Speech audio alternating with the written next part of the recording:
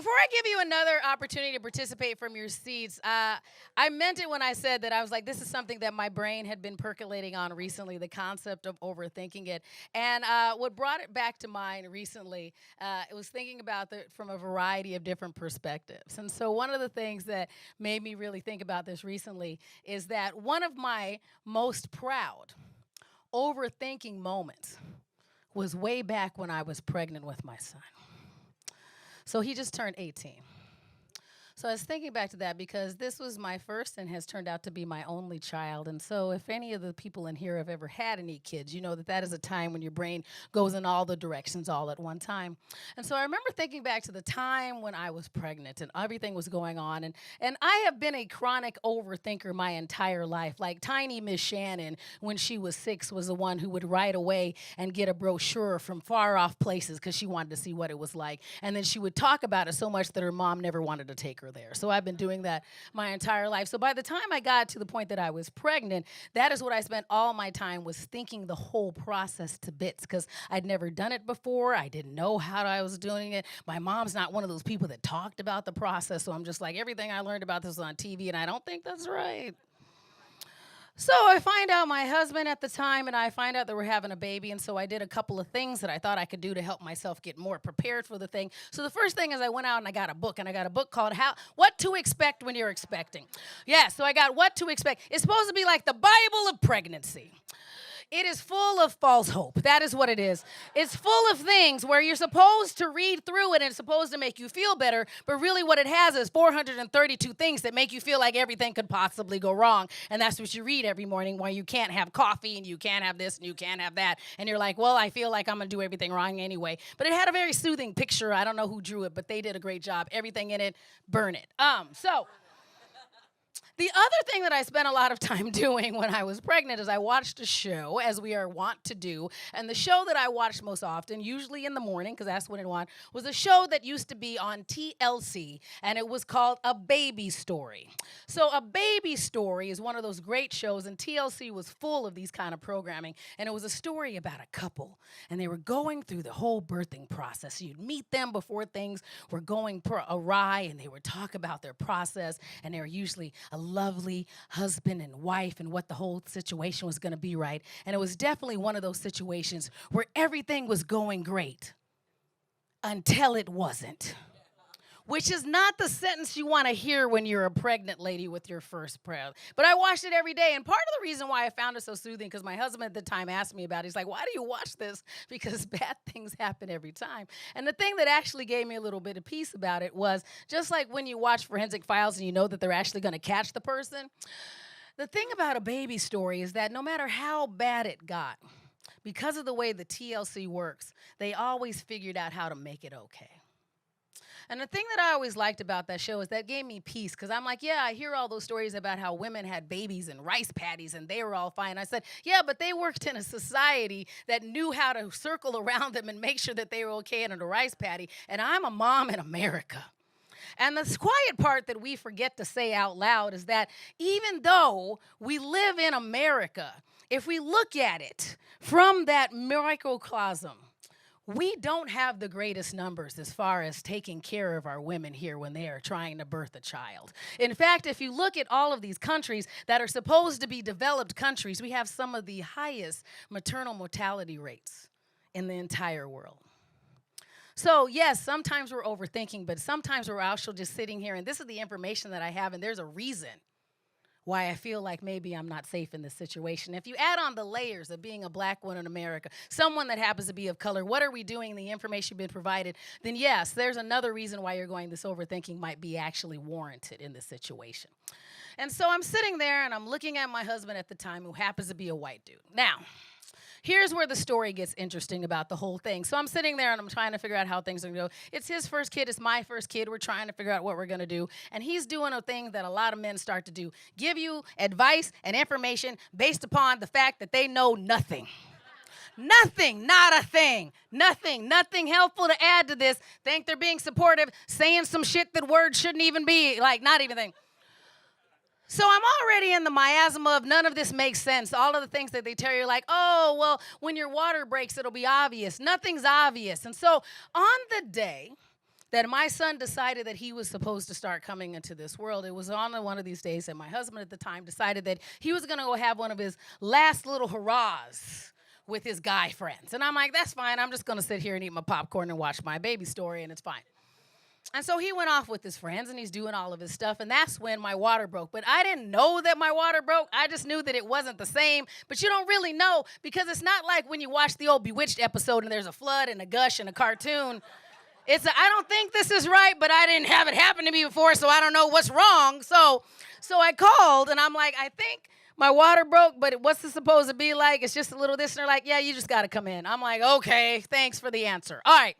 So I call him because he hadn't gotten that far away. He was over hanging out with his friends. And I'm like, you got to come home. I think my water broke. You got to take me to the hospital. So he comes home, and I'm trying to grab all of our stuff. And the other thing about somebody who's prone to overthinking is that we have a tendency to prepare.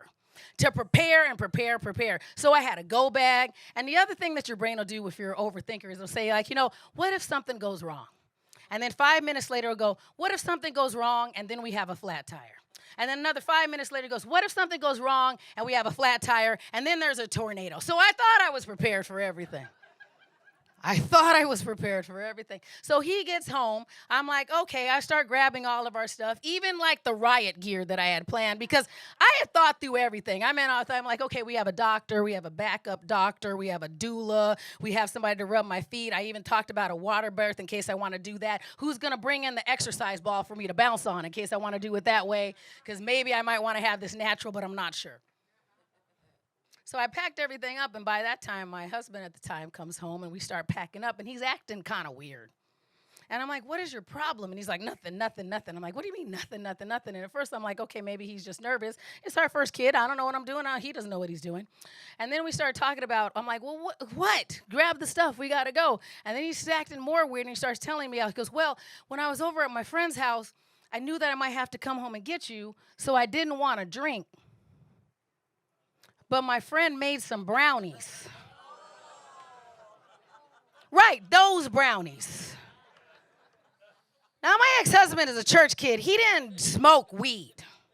So he certainly wasn't prepared to eat any of those brownies. But he decided to drive all in. It's the day that we're going to have the baby. So here's what happened. I put him in the passenger side of the car. I packed up all of the bags. Don't look sad on his behalf, male. That's not your job. That's my shitty ex-husband. It's not your fault. So I ended up driving myself and chauffeuring him to the hospital to figure out if my water had actually broken and whether we're actually going to have a baby. So we get there safely. Everything's fine. I'm pissed. I would have been pissed already because I was about to give birth. I think I'm allowed to be mad. Okay, I'm allowed to be mad. If nothing else, I've learned that from the movies. That's when women get pissed. I'm like, okay. So then I'm extra pissed because my guy, the doctor comes in. It's this male doctor. He happens to be like super old like Marcus Welby old. Do you remember old like Marcus Welby? Marcus like I think the first male doctor they ever had that they allowed to like still deliver babies. And so he comes in and he's looking at me, and like I said, my ex-husband happens to be white. I happen to be black. We're sitting there. My ex-husband's still tripping, nothing useful, because we took just long enough to get to the hospital that now all the paranoia's kicking in. So he's just sitting there tripping out in his head with me, the overthinker, and now the marijuana is making him think about stuff that he shouldn't be worried about. So he looks over at me, my husband at the time, and he looks at me and he goes, do you think the doctor knows I'm high?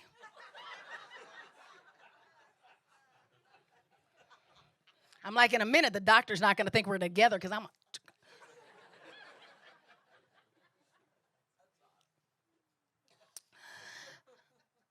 So on top of everything else, the doctor comes in, and this is the doctor. So if you've ever been one of those people that like I know sometimes you get to pick your doctor, but I was one of those people that had like a clinic where you have like a bunch of them, and you don't know which one's going to show up. So I got the roulette wheel of the shitty one. So that's what I got. I got the one I'm like, please, not him. Ah, damn it. Okay.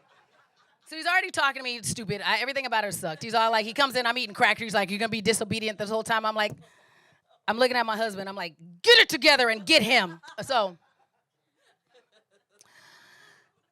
So then the doctor comes in, and he looks at me, and then he looks at my husband at the time, and he goes, so who are you? And he says, well, I'm the baby's father. And the doctor goes, well, that's different. No, a three-legged dog and a sweater, that's different. My ex-husband, plain old white dude. There's a lot of you. I've met you. That's fine. Just roll some dice. String a dead cat. You hit a white dude in Minnesota.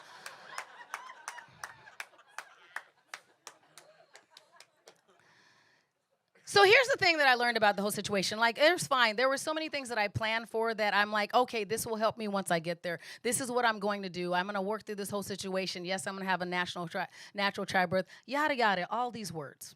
But once I got there and things started happening, I'm like, you know what? I'm not going to trust him, but I'm going to trust this nurse. I think that she's on my side. I'm going to talk to her. I'm going to work on it. I remember there was this one point where I sat there and my husband at the time said, you'll probably just have the baby in 30 minutes. And that's when my overthinking brain went, hit the button, tell him you need an epidural. And I did, and I took a nap, and I woke up and I had the baby, and everything was fine.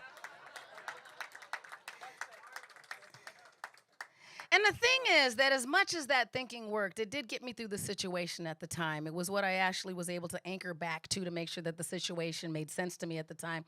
And like I said, my son now, last Monday, he turned 18. And I think about that milestone. I think about all the other things along the path that I've spent my time overthinking. And now I spend a lot of time going, what's his future going to look like?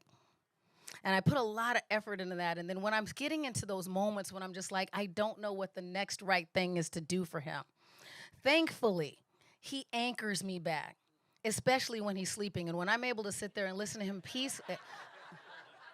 all the moms are like, amen. When he's sleeping and I get to peacefully hear him snore just a little bit from the other room. And I get to go, he deserves that peace. And you know what? We deserve that peace too. And so, yes, we don't know what the next right thing is to do, but we can make one step and another step and another step and keep working towards whatever we hope that thing is going to be. And even if it's not the right answer every time, you know what? You probably did put enough things in your toolkit that one of those answers is going to get you through to the next day. And so, congratulations to my kiddo to making it 18.